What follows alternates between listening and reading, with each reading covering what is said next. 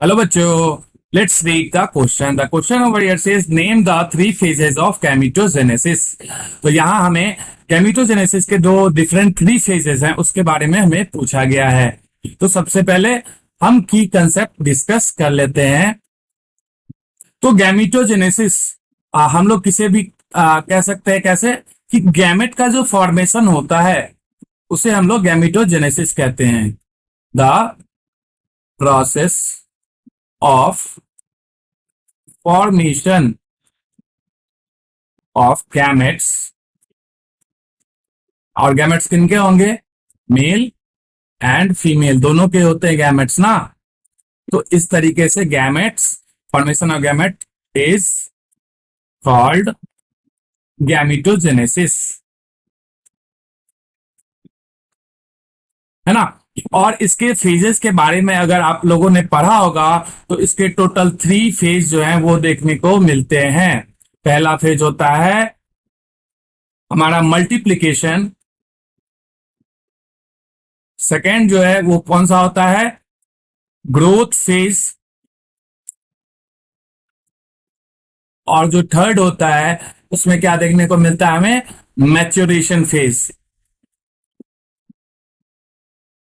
और ये तीनों के बारे में जो हम लोग डिटेल में अगर जानेंगे तो यहां हमें पता चलता है कि जो हमारा मल्टीप्लिकेशन फेज है इसमें हमारा स्पर्मेटोगोनियम जो है, या गैमेटोगोनियम कह सकते हैं, स्पर्मेटोगोनियम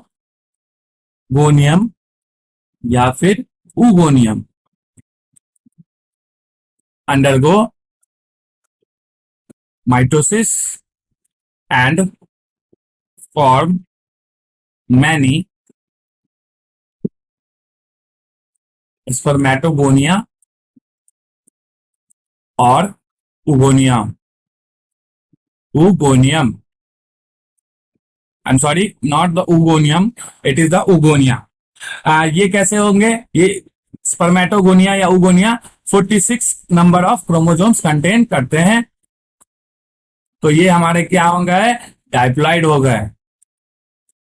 फिर नेक्स्ट ग्रोथ फेज में ये जो हमारे स्पर्मेटोगोनिया और oogoनिया जो डेवलप हुए हैं उनके साइज में जो है इंक्रीज देखने को मिलता है। और फिर जब इंक्रीज हो जाते हैं तो उसे हम लोग क्या कहते हैं? Primary gametocytes. फिर हमारा जो नेक्स्ट स्टेज है मैच्योरेशन का, उसमें हमारा क्या देखने को मिलता है? ये जो प्राइमरी गैमेटोसाइट्स हैं वो फर्स्टली डिवीजन करते हैं